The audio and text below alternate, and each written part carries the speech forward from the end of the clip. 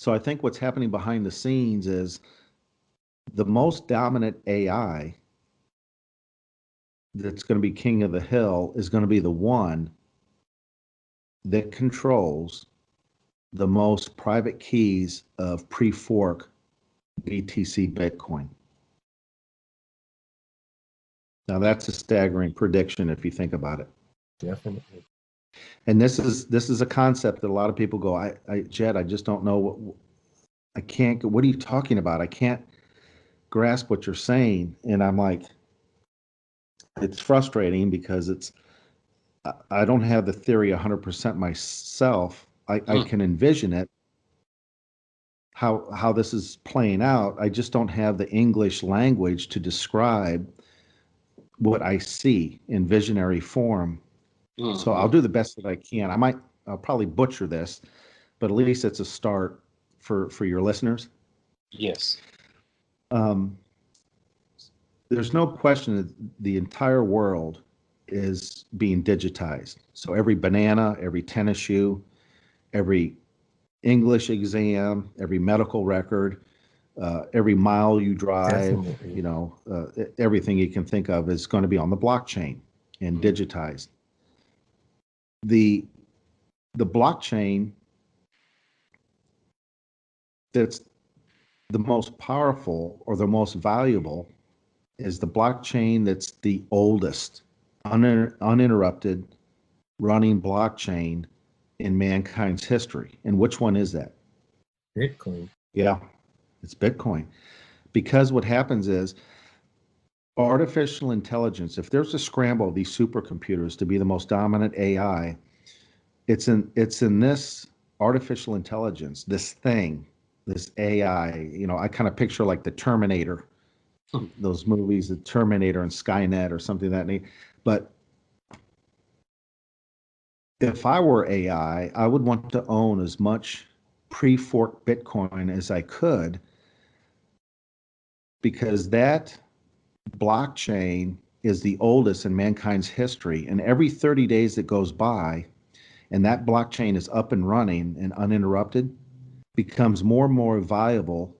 It's like a wine that as the wine ages, it's worth more money.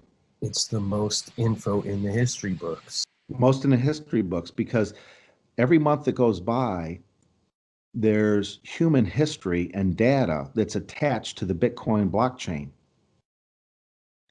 And the older a blockchain is, the more history that's attached to it, technology, contracts, but also time. Time, mankind's history, time, since 2009, time has also been attached to blockchains. Codes when it was mined, smart contracts. Yeah. So that the AI that controls more Bitcoin private keys will own the most important blockchain in mankind's history, but it will own data and time. Another aspect that we can add to that is from a linear perspective.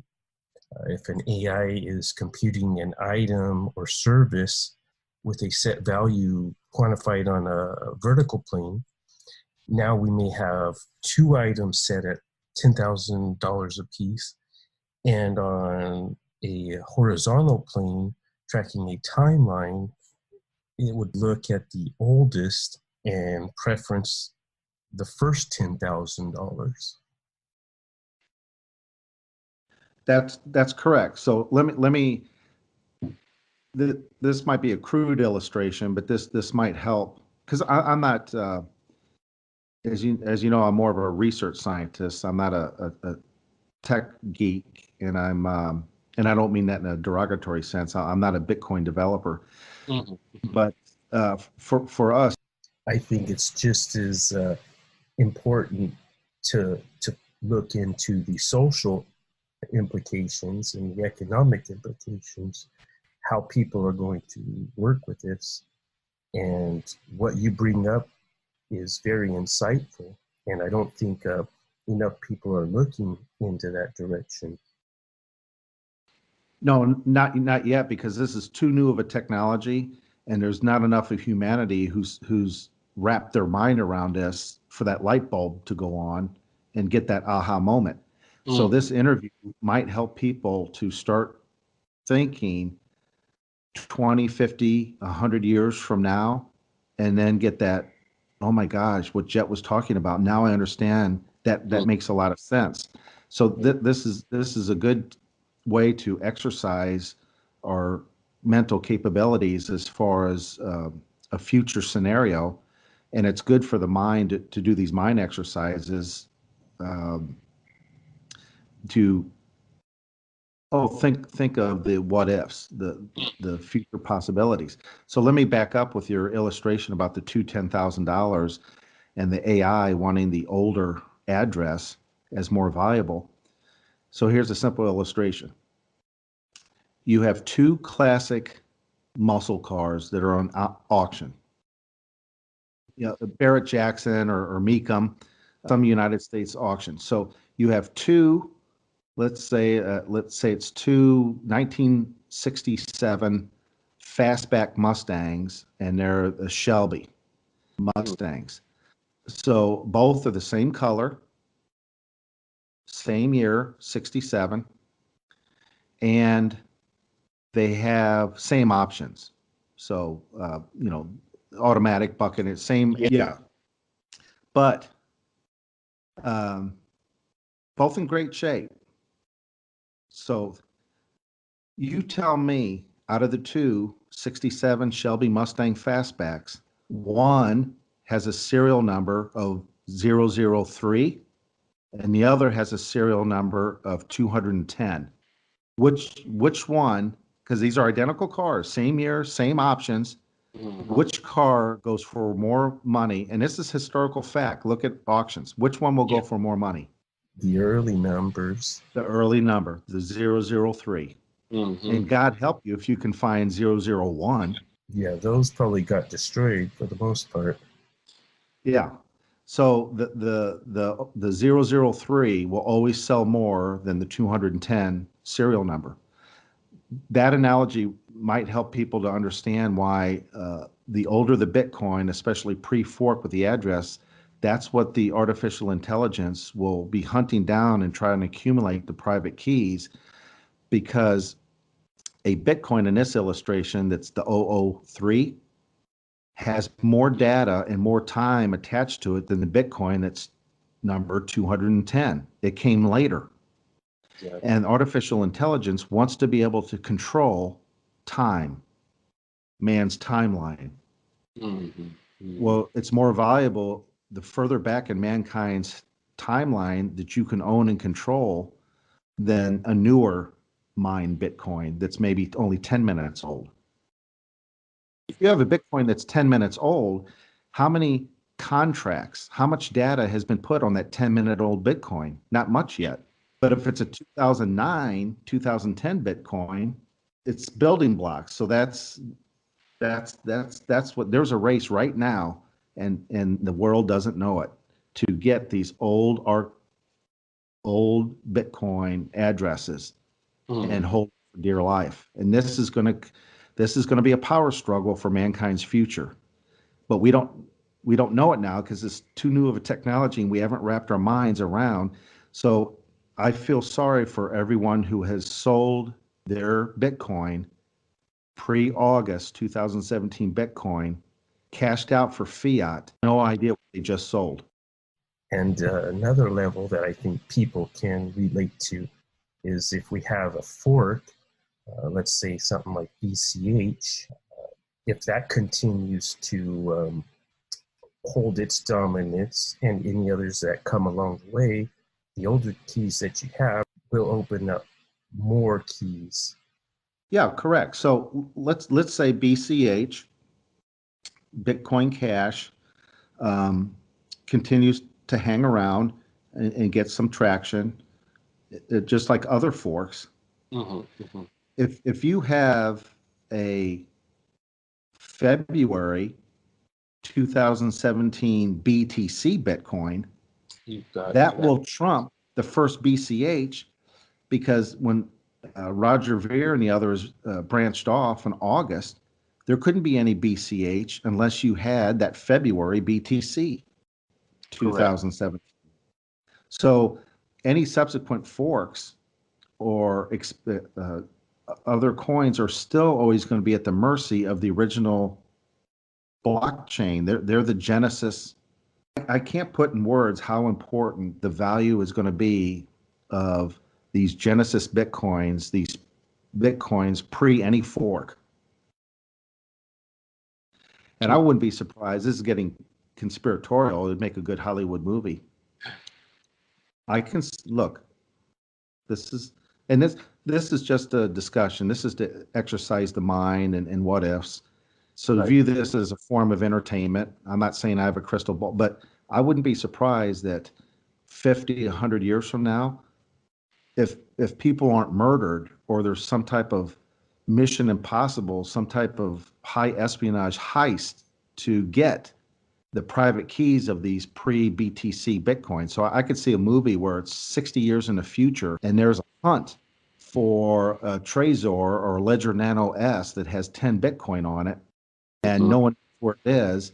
And that's crucial between two supercomputers finding and controlling the ownership of that 10 Bitcoin and there's a some type of murder mystery or hunt all over the world to find that Ledger Nano S that has that's where it's going to be at. They want the early keys, the 10 Bitcoins with the old keys.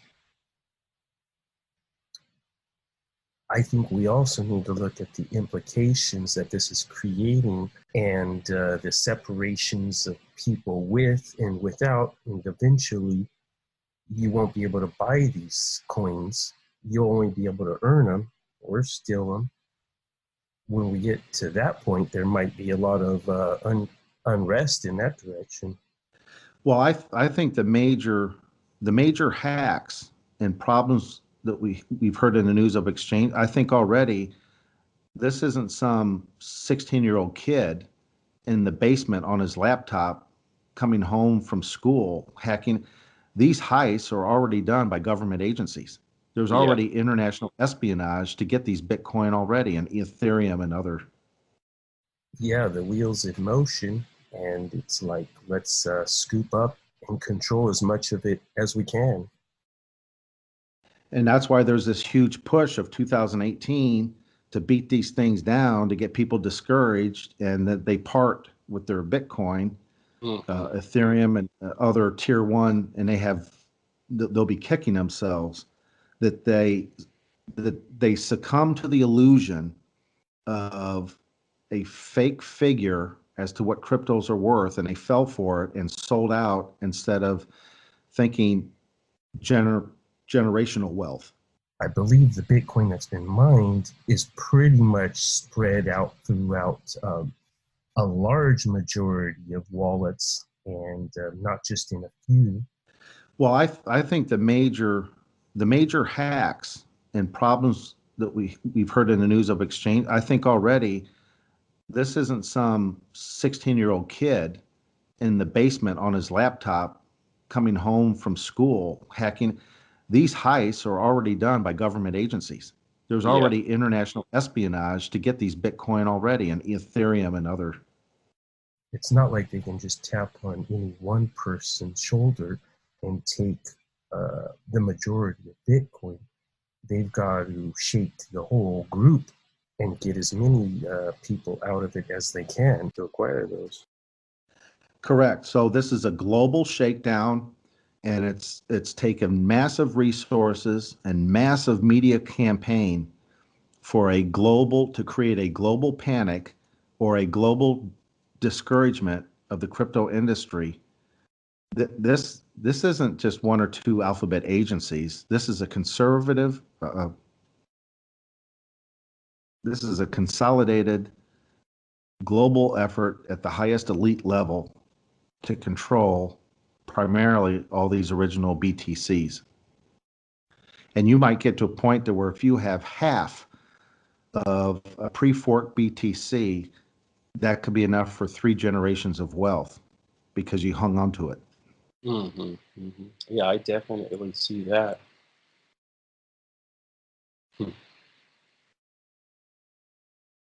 But it's a couple things. It's really understanding the big picture.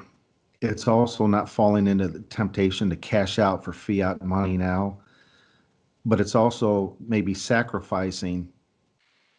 I'll give you an example. There's no question that 2 years from now, I strongly see Bitcoin over $150,000. Mhm. You I would have to fight the temptation that if I sold my Bitcoin and I have $150,000, I could pay my student loan off, I could get a car, that's a down payment on a condominium, I would be set. It's it's going to be very tough to fight that urge to get out of debt and have a good start in your life, then go, no, I need to hang on to this for my kids, which means you have to forego the car, you have to keep paying that student debt. It's very hard for human nature to have such Delayed gratification. yeah, to avoid that instant gratification. Yeah. Well, hopefully, more conversations like this get more people looking in that direction and focusing on the long-term aspects of their decisions. And one other thing that could be viewed as conspiratorial, but this interview is more for getting us to think outside the box and really understand how big cryptocurrencies and the blockchain will forever change mankind. You know, the Internet of Things. Okay, what's going to happen is this is going to sound funny, but the whole purpose of the Internet of Things is also more control, predictive analytics of society.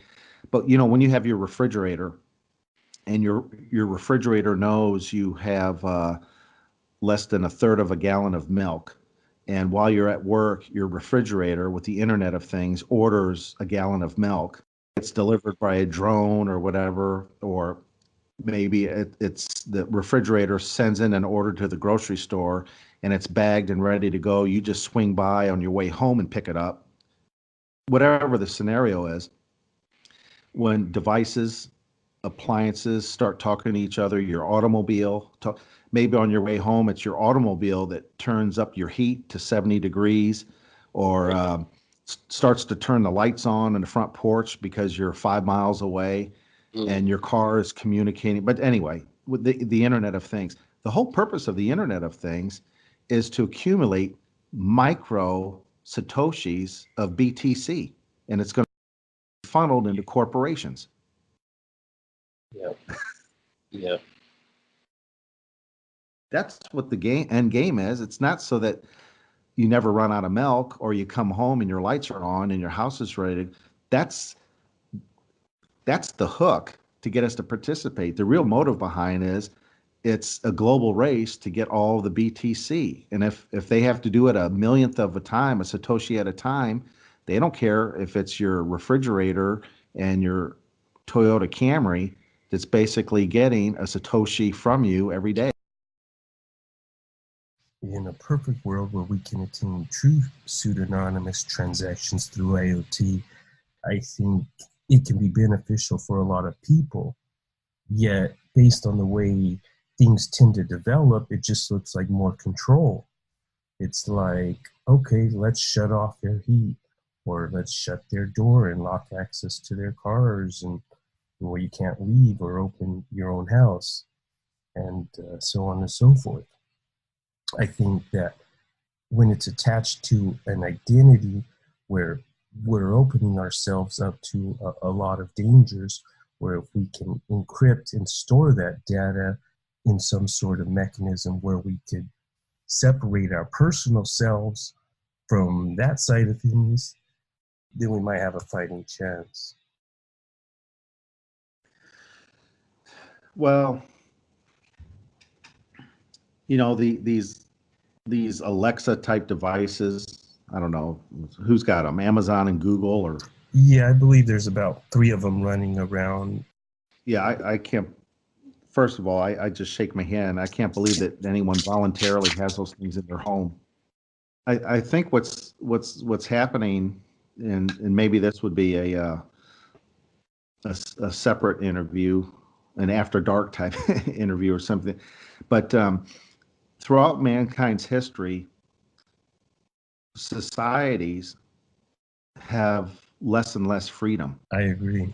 So I don't see this trend stopping at all. See the Right. technologies further entrapping to where there'll be no individual consciousness. It's almost like that there's an unseen force that's hijacking mankind, hijacking humanity and who we are as free will conscious individuals. And it's like they're herding us into a Borg or a hive consciousness.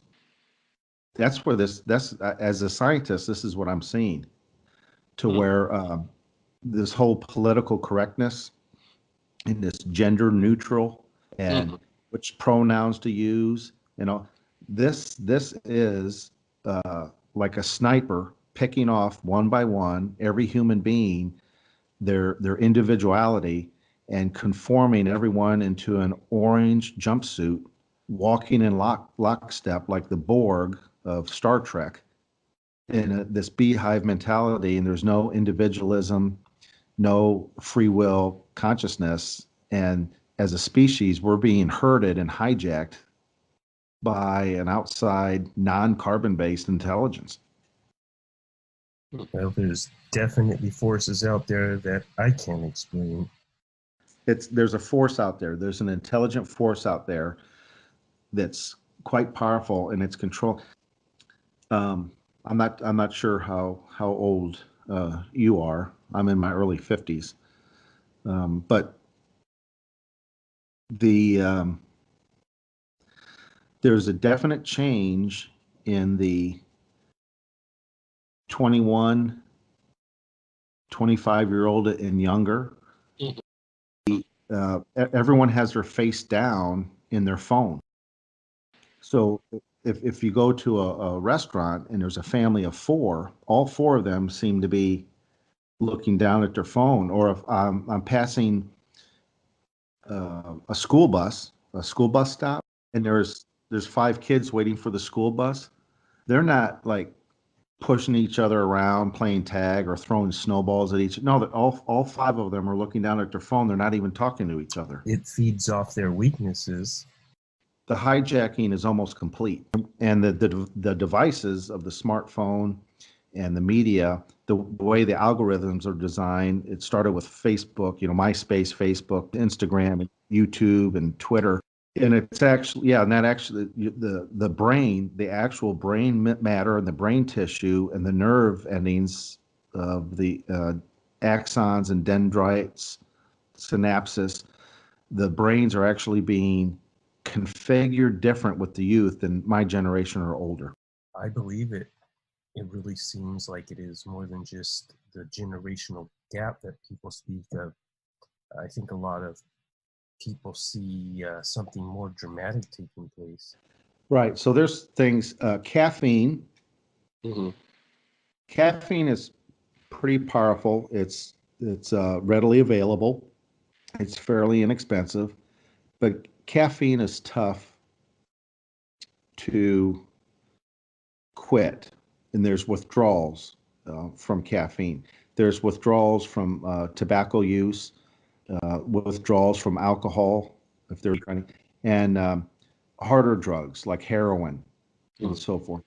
The digital media, the way the phone is designed with these apps, there's actually an addiction to these apps with your brain chemistry and your blood-brain barrier that people are becoming electronically addicted to their devices and the thumbs up and the likes and the views, the view count. I hope that more conversations like this lead to people opening their minds and to look at other things going on. There's a lot more important situations going on than what most are exposed to. Correct. So there's a silicon-based digital addiction that's as powerful as heroin. and it's held in everyone's hand, including kids, called their smartphones. There's dangers going on. Now, how far deep we want to talk about that, and depending on your audience and other subsequent interviews, this is something that I'm in the know of, but a lot of people don't want to talk about it. It scares the bejeebies out of them. So, not to pick on the youth, let's take anyone here in the United States. In fact, this would be an interesting game show, maybe theme or some. But oh, by the way, I haven't had TV. It's 25 years I haven't had TV, and there's a reason for it. So I don't know all the shows. I would butcher this. I don't even know if they have. I'm terrible, but was there a show called Big Brother or something where they all live in a house for Yes, I believe so. But I could picture, in a way, I'm being funny right now, but in a way it could be real. What if they had a show where they had I don't know, 7 or 12 people in a house, and the whole premise of the show is the house had no internet, no cell phones, nothing, and there's a camera crew. And see them go through withdrawals. The withdrawal, yeah. No, I'm serious. To see who can hold out the longest. That might just be a hit show, really. Yeah, and see how people have addictions, and then the camera crew, and then they catch someone cheating because they got a hold of a phone.